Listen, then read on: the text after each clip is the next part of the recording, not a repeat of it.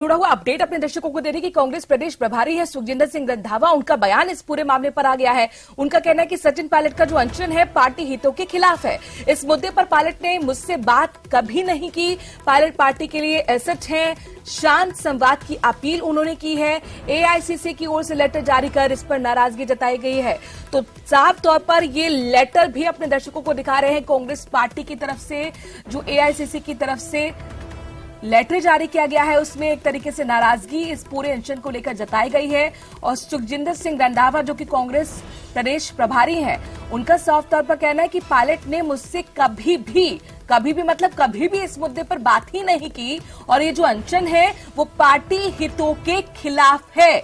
यानी कुल मिलाकर आप इसी एक स्टेटमेंट में अगर समझें तो पार्टी ने पायलट के अनशन से किनारा कर लिया है। और लगातार कांग्रेस के अंदर ये सुबहट थी समर्थकों के बीच में कि पायलट मुद्दे को तो सही लेकर आए हैं, लेकिन जो तरीका अपनाया गया है वो गलत संदेश राजस्थान की सियासत में देगा। और इसीलिए देखिए पार्टी ने भी एक तरीके से किनारा कर लिया है। तो कांग्रेस प्रभारी सुखजिंदर सिंह रंधावा का अहम बयान पायलट के अनशन को लेकर पार्टी हितों के खिलाफ बता रहे हैं। साथ ही नाराजगी जता रहे हैं कि पायलट ने मुझसे कभी इस मुद्दे पर बात नहीं की, अगर बात की होती तो हल निकलता।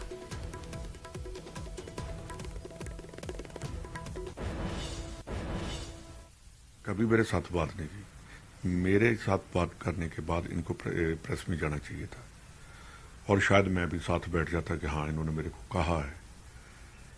पार्टी का डिसिप्लिन और पार्टी का टाइमिंग, जो आज टाइमिंग है, और एक बात मैं बहुत क्लियर कर देना चाहता हूँ कि करप्शन के अगेंस्ट हमारा लीडर जो है राहुल गांधी, उसकी जुबान बंद करने के लिए पार्लियामेंट से निकाल दिया, उसको जेल की सजा दे दी।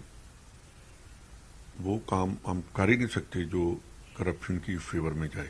वो तो सभी के मन में रहता है, वो तो नहीं मैं रूल आउट कर सकता। हर आदमी चाहता है कि मैंने काम किया है, पर उसके लिए धैर्य भी रखना पड़ेगा, वेट भी करनी पड़ेगी। कई बार कांग्रेस पार्टी या किसी पार्टी में जब रहते हैं तो हमें काम भी करना पड़ता है कि हमें जो भी है कि डैमेज कंट्रोल करने के लिए एक टीम बननी चाहिए जो इमीडिएटली उसके ऊपर एक्शन करे।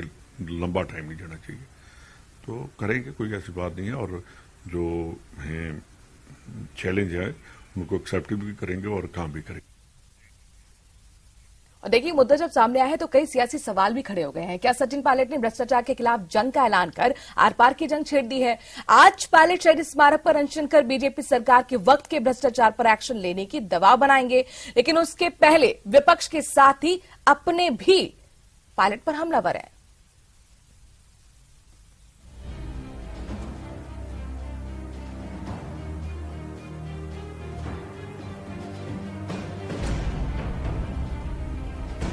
ये खान घोटाला हुआ था, 45,000 करोड़ रुपए का आरोप हमने लगाया था सरकार के ऊपर। पायलट का एक्शन, आर पार वाली सियासत।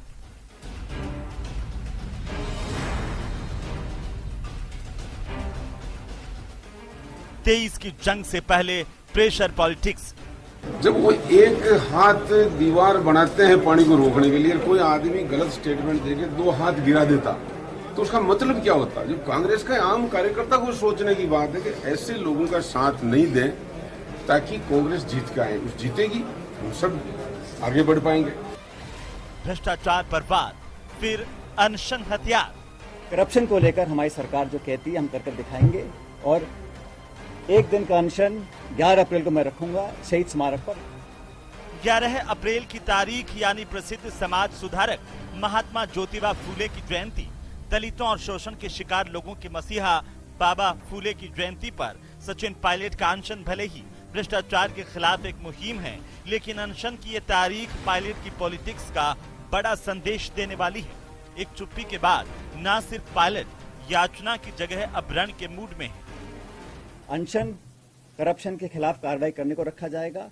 अब तक जो हम नहीं कर सके 4.25 साल में, उसको करने के लिए, ताकि मैं फिर कहना चाहता हूं, जनता जनार्दन है और हर पार्टी को अपनी बात पर विश्वास कायम कराने के लिए प्रमाण देना जरूरी है। तो इसलिए अपनी बात को लेकर मैं शहीद स्मारक पर 11 अप्रैल को ज्योतिबा फूले जी की जयंती है, उस दिन एक दिन का अनशन रखूंगा। कांग्रेस के अंदर से इस पर जैसी प्रतिक्रियाएं होनी चाहिए थी वैसी हुई भी। जब वो एक हाथ दीवार बनाते हैं पानी को रोकने के लिए, कोई आदमी गलत स्टेटमेंट देके 2 हाथ गिरा देता तो उसका मतलब क्या होता? जब कांग्रेस का आम कार्यकर्ता को सोचने की बात है कि ऐसे लोगों का साथ नहीं दें ताकि कांग्रेस जीत के आए, उस जीतेगी हम सब आगे बढ़ पाएंगे। आज इतना शानदार हमारा बजट है, राहुल गांधी जी की इतनी शानदार महंगाई, भ्रष्टाचार और सामाजिक समरसता पे यात्रा निकली है, शानदार समर्थन मिला हम लोगों को, उसको हम आगे बढ़ाएं। वो काम करेंगे तो हम चुनाव जीत पाएंगे आसानी से। इसी संबंध में मैंने पहले कहा था। ये तो बात हुई कांग्रेस की, लेकिन बीजेपी भी पायलट के इस एक्शन के बहाने अपनी सियासी जमीन मजबूत करती दिख रही है। माननीय सचिन पायलट साहब से ये भी आग्रह करूंगा कि राजस्थान में 4 वर्षों में जो बजरी माफिया, खनन माफिया, गुंडागर्दी, इस प्रकार की घटना तुष्टीकरण हुआ है, जहां प्रभु श्री राम का नारे लगाने वाले पर प्रतिबंध लगाया जाता है, वीर शिरोमणि महाराणा प्रताप की धरती पर भगवा पताका लेके ले जाने वाले पर प्रतिबंध लगाया जाता है, तो ऐसे लोगों के खिलाफ ही उनको अनशन में अपनी मांगों को रखना चाहिए। अगर इस प्रकार की बात चलेगी तो फिर 108 एम्बुलेंस घोटाला भी उठेगा पिछली सरकार के कार्यकाल का। पिछली सरकार के कार्यकाल के वो सारे खनन घोटाले भी बात होंगे तो फिर ये परतें दर परतें खुलती चली जाएगी। और सरकार ने माथुर कमीशन बनाया था, माथुर कमीशन को हाईकोर्ट ने स्ट्राइक किया, रद्द किया। सरकार की हिम्मत होती तो उस कमीशन को इंक्वायरी कमीशन के एक्ट के तहत करती।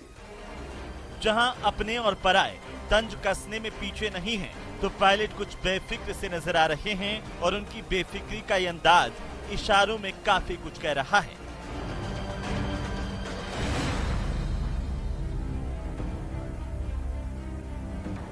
वो मैं समझता हूँ इस कदम से वो काफी आगे जा चुके हैं और अब दिल्ली को फैसला करना है कि उनको क्या कदम उठाना है, क्योंकि ये पिछले 5वां साल होने को आया जब ये सूरत हाल बनी है और दिल्ली अपने आप में इतनी मशरूफ है अपने खुद मसलों को लेके, उनको कितना वक्त मिलेगा।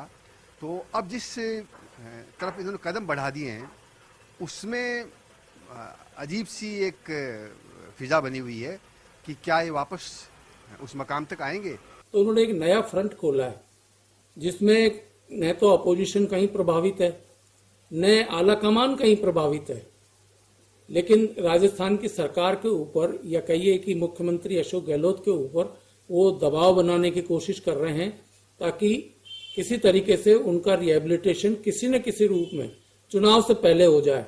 आज तक विपक्ष जिस तरीके से अशोक गहलोत को घेर नहीं पाया, जो उम्मीद थी वो घेरे, और दूसरा जो सचिन पायलट जिस राह पे चल रहे हैं उसे रोकने के लिए आलाकमान सक्रिय हुआ, लेकिन अगर वो नहीं रुकते हैं तो निश्चित रूप से एक नई राह, एक नई पगडंडी पर चलते हुए सचिन पायलट नजर आएंगे। सचिन पायलट का धरना है तो पिछली बीजेपी सरकार के खिलाफ, लेकिन इसे लेकर सवाल भी उठ रहे हैं। एक मत ये भी है कि अपनी ही पार्टी की सरकार तो अनशन की आवश्यकता क्यों, तो दूसरे पक्ष के मुताबिक क्या पार्टी फोरम पर नहीं सुने जाने के बाद पायलट को ये रास्ता चुनना पड़ा। कांग्रेस में जुलाई 2020 की घटना हो या 25 सितंबर 2022 की घटना, बताने के लिए काफी है कि सियासत में कुछ भी और कभी भी संभव है। Bureau report, news 18 network, Rajasthan.